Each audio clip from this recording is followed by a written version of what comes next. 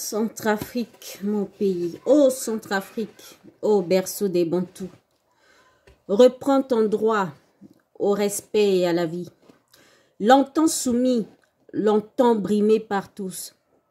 Mais dès ce jour, brisons la tyrannie. Dans le travail, l'ordre et la dignité, tu reconquais ton droit dans l'unité.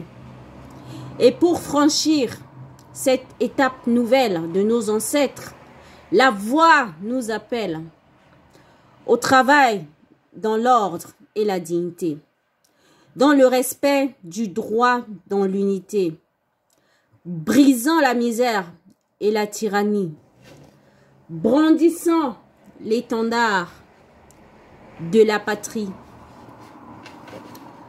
Unité, dignité, travail. Le noir compte dans toute l'humanité. Le noir compte. En tant qu'humain, le noir compte. Je partage le deuil qui a frappé notre communauté, la communauté américaine, noire américaine. Nous sommes tous ensemble, nous pleurons ce frère, George Floyd, que cet assassinat ne soit pas impuni, que ce meurtre ne soit pas impuni. Je fais cette petite vidéo, donc j'en profite pour remercier toute la famille, tous mes frères et sœurs centrafricains, mes amis sur Facebook. Merci d'avoir été à mes côtés le 15 mai, où j'ai perdu mon père. Merci pour tous les messages de réconfort. Merci pour les messages apaisants. Merci pour tous vos messages. Vous avez compati pendant ces moments de deuil. Bien qu'il y a le confinement, bien qu'il n'y a pas moyen, voilà, de visiter des gens. Vous m'aviez écrit, vous m'aviez beaucoup écrit, j'ai lu tous vos messages. Mais par contre, comme ma page Facebook est censurée, donc bloquée, je ne pouvais ni poster quoi que ce soit, je ne pouvais ni faire une petite vidéo pour vous remercier à vive voix. Mais je remercie tous mes frères et sœurs qui, par amour, c'est ça la cohésion, la vraie cohésion sociale et le vivre ensemble. Vous m'aviez présenté vos sincères condoléances. J'ai tout reçu, j'ai lu tous vos messages. Je remercie mon frère Serge Seltz de Génération Doué. Je remercie mon frère Rémi Alazoula, donc de l'association du collectif de la diaspora. Je remercie mon frère des USA, Fortune Kingelewa. Je remercie mon frère Axime Césaire, le combattant. Voilà, il est temps que nous soyons tous unis. Il est temps que nous laissons nos différends de côté et que voilà, nous sommes issus, nous sommes d'une nouvelle génération. Donc, nous sommes de la génération post-coloniale. Donc, on n'a pas vécu autant de l'Empire ou de l'Oubangui Chari. Nous sommes les enfants de la République. Et il est temps maintenant pour nous, les enfants de la République, de prendre notre destin en main. J'ai eu la chance de revoir mon père après tant d'années d'absence, après plus de 20 années d'absence. Ce n'était pas une absence volontaire. Donc j'ai quitté le pays, je suis partie du pays pendant la deuxième mutinerie. La deuxième mutinerie. Je suis de cette génération qui a subi les 3 années blanches successives.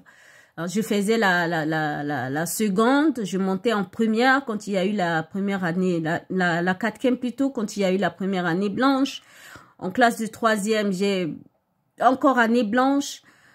Mais on vivait, je suis issue d'une famille modeste. Donc voilà, nos parents se battaient, donc on vivait avec le peu qu'il y avait. Mais quand des parents qui ont 8 à 9 enfants, non, ils n'avaient pas les moyens pour mettre tous les enfants dans des établissements privés. Donc, pendant ces années blanches, j'ai dû... j'étais au lycée d'application de l'ENES, donc je faisais l'allemand, ça m'a aidé, ça m'a permis d'essayer de faire un peu de traduction, de chercher vraiment, comme guide touristique, essayer d'accompagner les touristes donc sur les sites à Mbaïki, voir les camps des pygmées, faire la traduction. C'est ça qui m'a aidé à me prendre en charge, à être autonome déjà à cet âge, à l'âge de 18 ans. Je remercie le Seigneur d'avoir toujours été avec moi, d'avoir permis que je sorte, parce que c'est pendant la deuxième mutinerie, j'avais pas la possibilité. Il n'y avait pas la possibilité. Ceux qui, des familles aisées avaient choisi d'envoyer leurs enfants à l'extérieur, ou d'autres avaient inscrit leurs enfants dans des établissements privés. Donc vraiment, je tenais juste à pousser tous mes frères, à recommander à tous mes frères et sœurs qui menant des combats, que ce soit combat politique, que ce soit dans le milieu associatif, vraiment de savoir que nous sommes la relève de notre pays. Ne baissons pas les bras. Et je demande à tous mes frères et sœurs, vous qui aviez encore des parents qui dirigent encore le pays, essayez de parler, essayons nous-mêmes, je m'implique aussi, essayons nous-mêmes de parler à nos parents, de sensibiliser nos parents, parce que j'ai eu la chance de parler à mon vieux. Je lui ai dit franchement, papa, vous avez fait votre temps. À l'âge de 21 ans, quand tu m'as eu, tu étais déjà professeur, donc tu étais déjà responsable. Mais comment se fait-il que nous, de cette génération des années 70, 80, en remontant, malgré que nous avions déjà atteint les 40 ans, nous allons dans des cinquantaines, nous n'avions toujours pas notre place. Place, ça veut dire être, que nous ayons au moins la responsabilité à piloter notre pays. Nous voyons aujourd'hui en France, il y a Macron qui pilote cette grande puissance. Nous voyons le cas de Madagascar. C'est ce jeune président, Rajoelina, il n'a que 45 ans.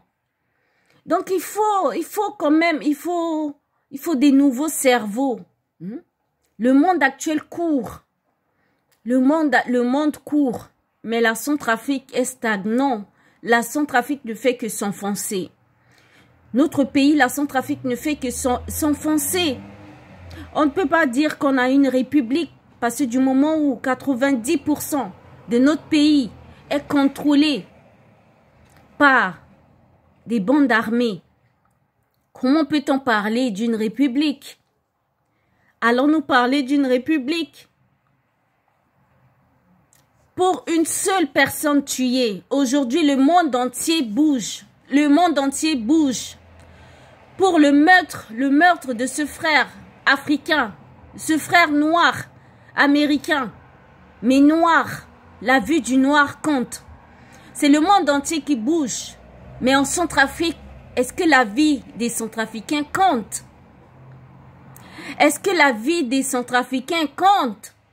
Sommes-nous des humains? Jusqu'à présent, on nous a toujours pas dit combien des gens, combien des Centrafricains sont décédés dans tous ces troubles politico-religieux, dans tous ces troubles qui se passent en République centrafricaine. Vraiment, j'encourage tous mes frères qui se lèvent, toutes mes sœurs qui se battent pour la cause, pour la bonne cause. Nous avions du respect envers vous, nos autorités. Nous avions du respect. Nous avions acquis une éducation. Et notre éducation bantou nous déconseille de désobéir aux adultes, de désobéir à vous qui aviez l'âge de nos parents.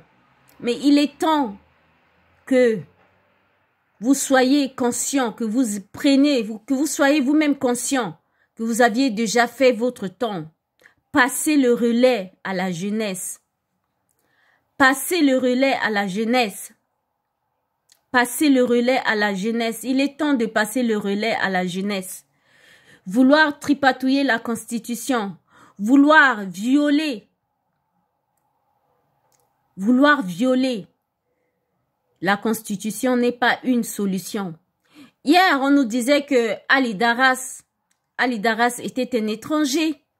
Ali Daras est un chef rebelle venu du Niger. Mais aujourd'hui, on nous impose Ali Daras dans la Waka, dans la Basse-Koto. Ali Daras qui tient un discours à Aline Dao. C'est Ali Daras qui doit faire le dénombrement, qui doit faire le recensement des Centrafricains de la Waka, de la Basse-Koto? Non. Non. Cher président Archange Touadéra, je vous prie d'essayer de trouver une solution. Retirez cet homme de la Basse-Koto. Retirez cet homme dans cette zone. Vous pouvez les concentrer tous au niveau de Damara. Puisque c'est avec vous qu'ils ont signé l'accord de Khartoum. Mettez-les tous, concentrez-les au niveau de Damara. Personne ne vous dérangera. Nous voulons la paix. Nos parents veulent reprendre, aller cultiver leurs champs, vaquer à leurs occupations. C'est tout ce que nous vous demandons. Enlevez tous ces groupes rebelles